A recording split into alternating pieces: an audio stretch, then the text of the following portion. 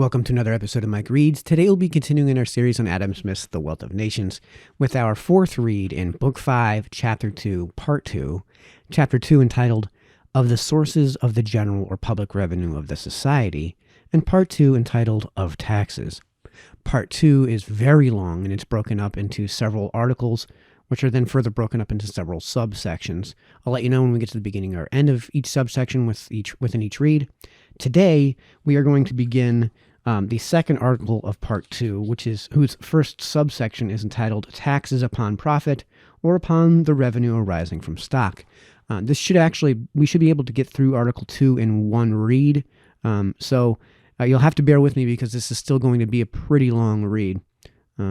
So we should be able to get through with Article 2 within this single read. So without further ado. The revenue or profit arising from stock naturally divides itself into two parts. That which pays the interest and which belongs to the owner of the stock, and that surplus part which is over and above what is necessary for paying the interest. This latter part of profit is evidently a subject not taxable directly. It is the compensation that in most cases it is no more than a very moderate compensation for the risk and trouble of employing of the stock. The employer must have this compensation, otherwise he cannot, consistently with his own interest, continue the employment. If he was taxed directly, therefore, in proportion to the whole profit, he would be obliged either to raise the rate of his profit or to charge a tax upon the interest of money, that is, to pay less interest. If he raised the rate of his profit in proportion to the tax, the whole tax, though it might be advanced by him, would be finally paid by one or other of two different sets of people, according to the different ways in which he might employ the stock of which he had the management. If he employed it as a farming stock in the cultivation of land, he could raise the rate of his profit only by retaining a greater portion, or, what comes to the same thing, the price of a greater portion of the produce of the land, and as this could be done only by a reduction of rent, the final payment of the tax would fall upon the landlord. If he employed it as a mercantile or manufacturing stock, he could raise the rate of his profit only by raising the price of his goods, in which case the final payment of the tax would fall altogether upon the consumers of those goods. If he did not raise the rate of his profit, he would be obliged to charge the whole tax upon that part of it which was allotted for the interest of money. He could afford less interest for whatever stock he borrowed, and the whole weight of the tax would in this case fall ultimately upon the interest of money. So far as he could not relieve himself from the tax in the one way, he would be obliged to relieve himself in the other. The interest of money seems at first sight a subject equally capable of being taxed directly as the rent of land. Like the rent of land, it is the neat produce which remains after completely compensating the whole risk and trouble of employing the stock. As a tax upon the rent of land cannot raise rents, because the neat produce which remains after replacing the stock of the farmer, together with his reasonable profit, cannot be greater after the tax than before it. So, for the same reason, a tax upon the interest of money could not raise the rate of interest. The quantity of stock or money in the country, like the quantity of land, being supposed to remain the same after the tax as before it. The ordinary rate of profit, it has been shown in the first book, is everywhere regulated by the quantity of stock to be employed in proportion to the quantity of the employment, or of the business which must be done by it. But the quantity of the employment, or of the business to be done by stock, could neither be increased nor diminished by any tax upon the interest of money. If the quantity of the stock to be employed, therefore, was neither increased nor diminished by it, the ordinary rate of profit would necessarily remain the same. But the portion of this profit necessary for compensating the risk and trouble of the employer would likewise remain the same, that risk and trouble being in no respect altered. The residue, therefore, that portion which belongs to the owner of the stock, and which pays the interest of money, would necessarily remain the same too. At first sight, therefore, the interest of money seems to be a subject as fit to be taxed directly as the rent of land. There are, however, two different circumstances which render the interest of money a much less proper subject of direct taxation than the rent of land. First, the quantity and value of the land which any man possesses can never be a secret, and can always be ascertained with great exactness. but the whole amount of the capital stock which he possesses is almost always a secret, and can scarce ever be ascertained with tolerable exactness. It is liable, besides, to almost continual variations. A year seldom passes away, frequently not a month, sometimes scarcely a single day, in which it does not rise or fall more or less. An inquisition into every man's private circumstances, and an inquisition which, in order to accommodate the tax to them, watched over all the fluctuations of his fortune, would be a source of such continual and endless vexation as no people could support. Secondly, land is a subject which cannot be removed, whereas stock easily may. The proprietor of land is necessarily a citizen of the particular country in which his estate lies. The proprietor of a stock is properly a citizen of the world and is not necessarily attached to any particular country. He would be apt to abandon the country in which he was exposed to a vexatious inquisition in order to be assessed to a burdensome tax, and would remove his stock to some other country where he could either carry on his business or enjoy his fortune at his ease. By removing his stock, he would put at an end to all the industry which it had maintained in the country which he left.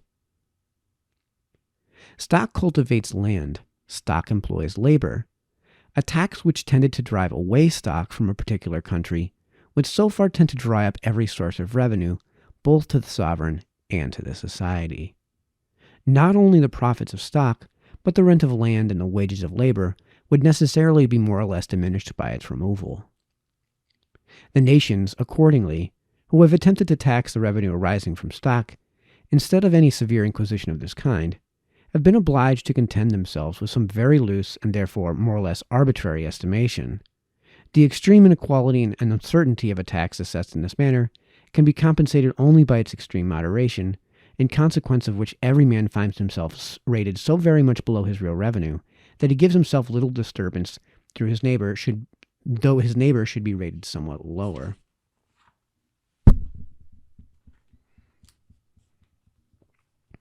By what is called a land tax in England, it was intended that stock should be taxed in the same proportion as land. When the tax upon land was at 4 shillings in the pound, or at 1/5 of the supposed rent, it was intended that stock should be taxed at 1/5 of the supposed interest. When the present annual land tax was first imposed, the legal rate of interest was 6%. Every £100 stock, accordingly, was supposed to be taxed at 24 shillings, the fifth part of £6. Since the legal rate of interest has been reduced to 5%, every £100 stock is supposed to be taxed at 20 shillings only. The sum to be raised, by what is called the land tax, was divided between the country and the principal towns. The greater part of it was laid upon the country, and of what was laid upon the towns, the greater part was assessed upon the houses. What remained to be assessed upon the stock or trade of the towns, for the stock upon the land was not meant to be taxed, was very much below the real value of that stock or trade. Whatever inequalities, therefore, there might be in the original assessment, gave little disturbance. Every parish and district still continues to be rated for its land, its houses, and its stock according to the original assessment, and the almost universal prosperity of the country, which in most places has raised very much the value of all these, has rendered those inequalities of still less importance now. The rate, too, upon each district continuing always the same, the uncertainty of this tax, so far as it might be assessed upon the stock of any individual, has been very much diminished, as well as rendered of much less consequence. If the greater part of the lands of England are not rated to the land tax at half their actual value, the greater part of the stock of England is, perhaps, scarce rated at the 50th part of its actual value. In some towns, the whole land tax is assessed upon houses, as in Westminster, where stock and trade are free. It is otherwise in London. In all countries, a severe inquisition into the circumstances of private persons has been carefully avoided. At Hamburg, every inhabitant is obliged to pay the state 1/4% of all that he possesses, and as the wealth of the people of Hamburg consists principally in stock, this tax may be considered as a tax upon stock. Every man assesses himself, and, in the presence of the magistrate, puts annually into the public coffer a certain sum of money, which he declares upon oath to be 1/4% of all that he possesses, but without declaring what it amounts to or being liable to any examination upon the subject. This tax is generally supposed to be paid with great fidelity. In a small republic where the people have entire confidence in their magistrates, are convinced of the necessity of the tax for the support of the state, and believe that it will be faithfully applied to that purpose, such conscientious and voluntary payment may sometimes be expected. It is not peculiar to the people of Hamburg. The canton of Underwald in Switzerland is frequently ravaged by storms and inundations, and is thereby exposed to extraordinary expenses. Upon such occasions the people assemble, and everyone is said to declare with the greatest frankness what he is worth in order to be taxed accordingly. At Zurich, the law orders that, in cases of necessity, everyone should be taxed in proportion to his revenue, the amount of which he is obliged to declare upon oath. They have no suspicion, it is said, that any of their fellow citizens will deceive them. At Basel, the principal revenue of the state arises from a small custom upon goods exported. All the citizens make oath that they will pay every 3 months all the taxes imposed by the law. All merchants and even all innkeepers are trusted with keeping themselves the account of the goods which they sell either within or without the territory. At the end of every 3 months, they send this account to the treasurer with the amount of the tax computed at the bottom of it. It is not suspected that the revenue suffers by this confidence. To oblige every citizen to declare publicly upon oath the amount of his fortune must not, it seems, in those Swiss cantons, be reckoned a hardship.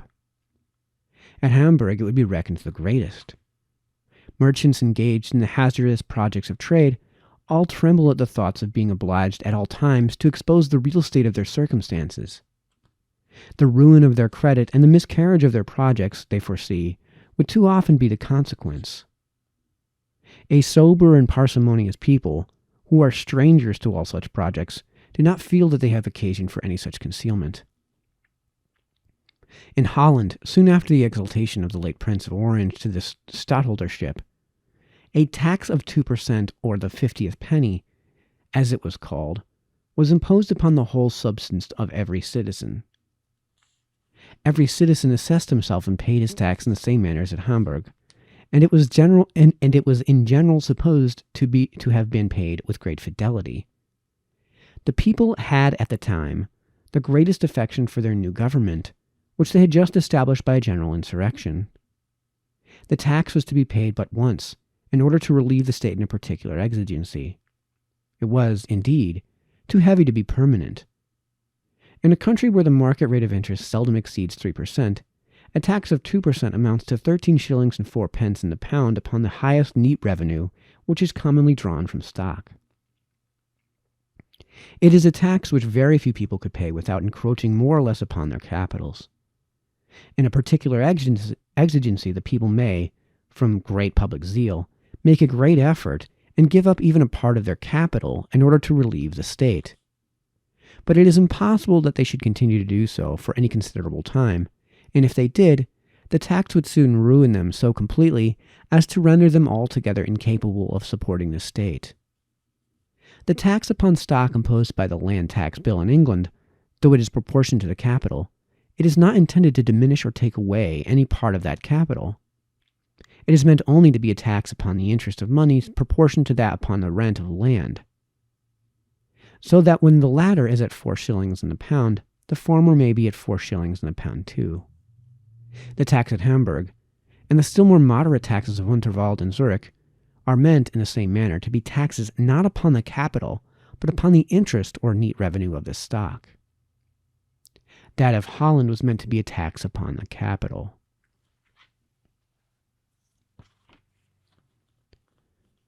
Taxes upon the profit of particular employments.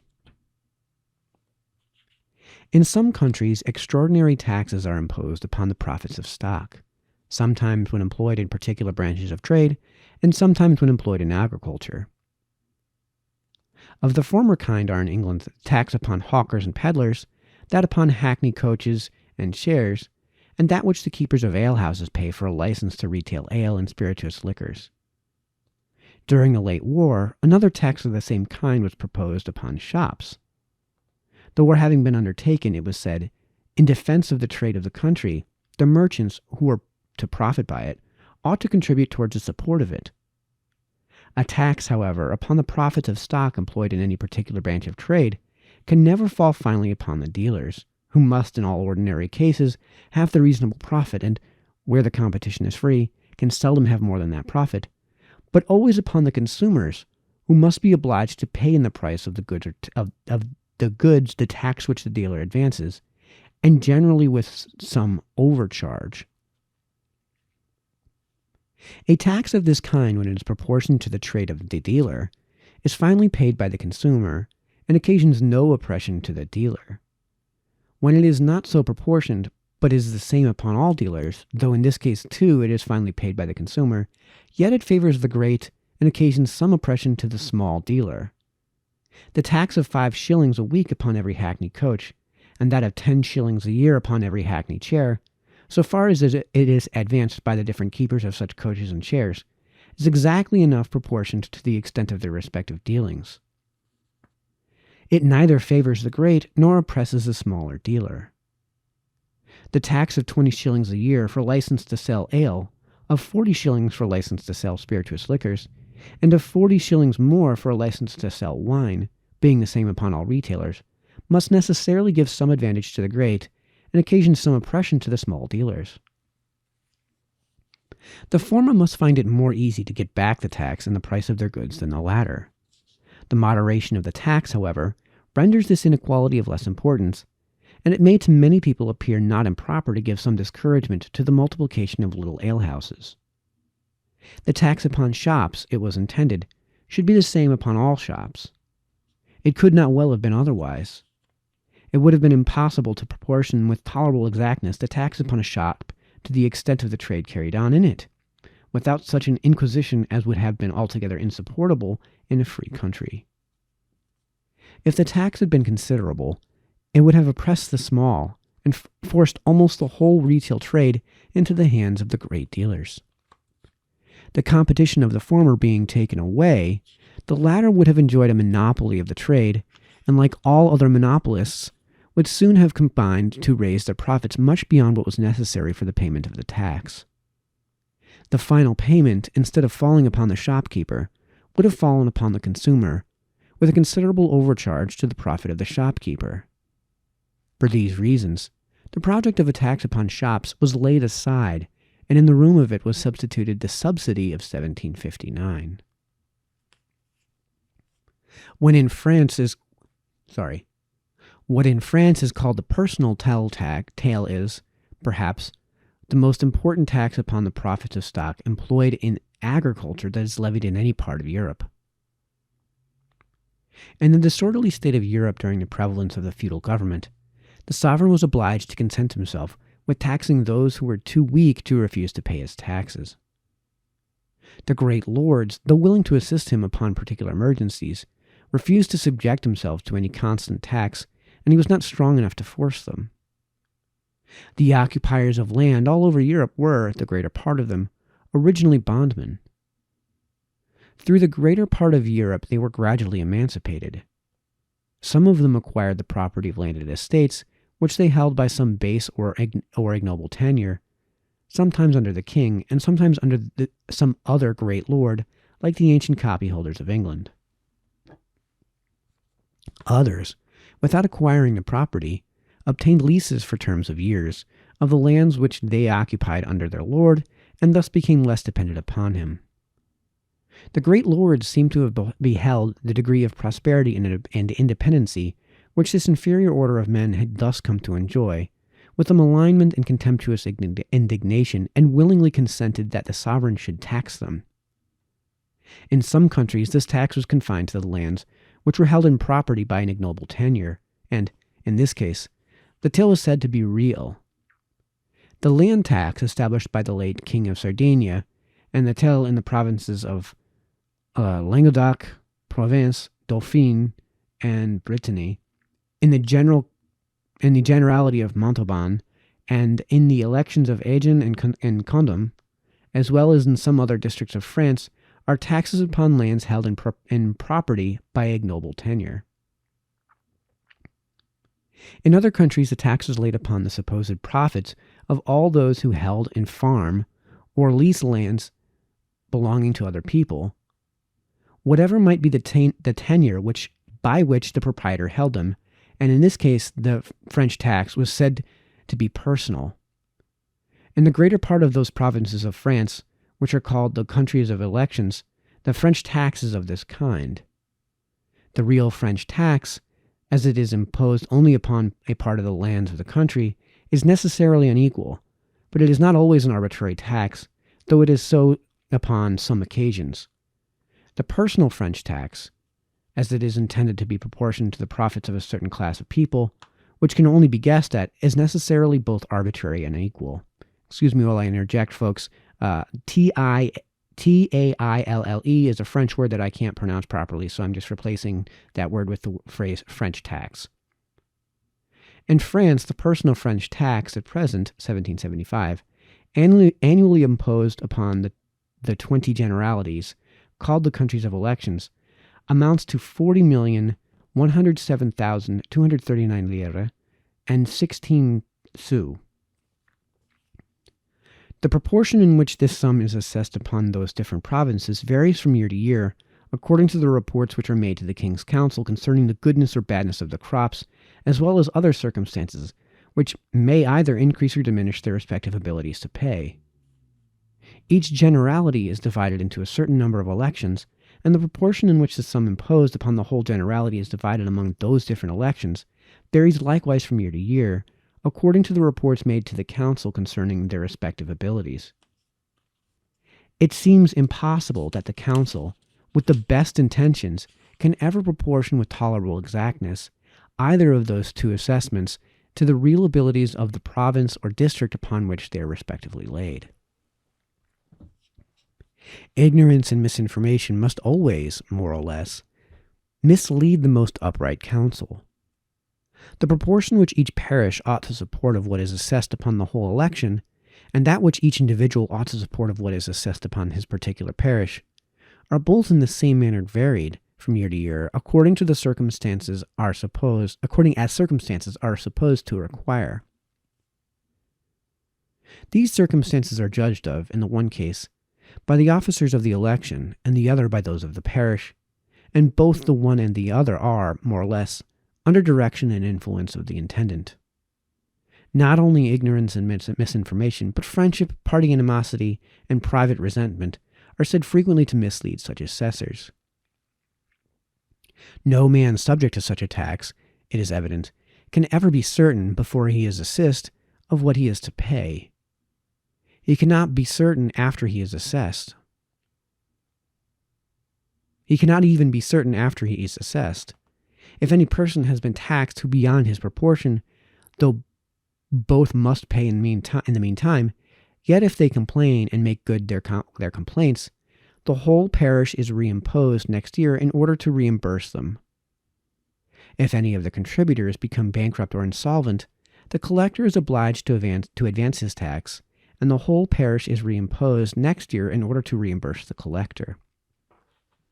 If the collector himself should become bankrupt, the parish which elects him must answer for his conduct to the receiver general of the election. But, as it might be troublesome for the receiver to prosecute the whole parish, he takes at his choice 5 or 6 of the richest contributors, and obliges them to make good what had been lost by the insolvency of the collector. The parish is afterwards reimposed in order to reimburse those 5 or 6. Such reimpositions are always over and above the French tax of the particular year in which they are laid on. When a tax is imposed upon the profits of stock in a particular branch of trade, the traders are all careful to bring no more goods to market than what they can sell at a price sufficient to reimburse them for advancing the tax. Some of them withdraw a part of their stocks from the trade, and the market is more sparingly supplied than before. The price of the goods rises, and the final payment of the tax falls upon the consumer. But when a tax is imposed upon the profits of stock employed in agriculture, it is not the interest of the farmers to withdraw any part of their stock from that employment. Each farmer occupies a certain quantity of land for which he pays rent. For the proper cultivation of this land, a certain quantity of stock is necessary, and by withdrawing any part of this necessary quantity, the farmer is not likely to be more able to pay either the rent or the tax. In order to pay the tax, it can never be his interest to diminish the quantity of his produce, nor consequently to supply the market more sparingly than before. The tax, therefore, will never enable him to raise the price of his produce so as to reimburse himself by throwing the final payment upon the consumer. The farmer, however, must have his reasonable profit as well as every other dealer, otherwise he must give up the trade.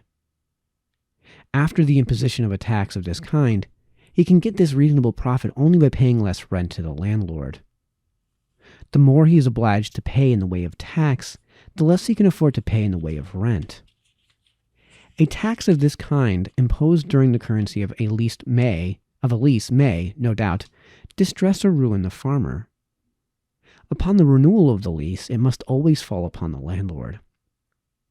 In the countries where the personal French tax takes place, the farmer is commonly assessed in proportion to the stock which he appears to employ in cultivation.